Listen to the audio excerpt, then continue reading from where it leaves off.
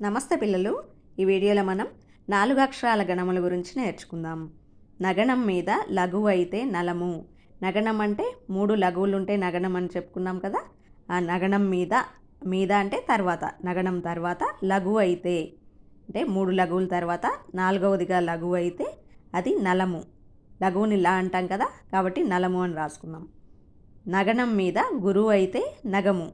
నగనం అంటే 3 లఘువుల తర్వాత గురువు అయితే అది నగము. గురువుని గా అంటాం కదా, కాబట్టి నగము. సగనం మీద లఘువు అయితే సలము. సగనం అంటే లఘువు గురువు. సగనం మీద అంటే తర్వాత లఘువు అయితే, లఘువు రాసాం కదా, లఘువుని లా అంటాం కాబట్టి సలము అయింది. ఇంద్రగణములు 6. అవి నలము, నగము, సలము, భగణం, రగణం, తగణం.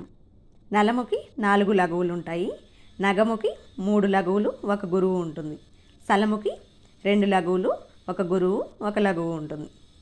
భగణంకి గురువు, లఘువు. రగణం అంటే గురువు, లఘువు, గురువు.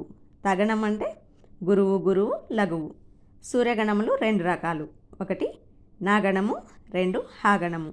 నాగణంకి 3 లఘువులే ఉంటాయి. హాగణంకి 1 గురువు, 1 లఘువు ఉంటుంది. మీరు కందం, సీసపద్యం, ఆటవెలది ఇవి ఈజీగా గుర్తించాలంటే మీకు తప్పనిసరిగా ఇంద్రగణములు, సూర్యగణములు తెలిసి ఉండాలి.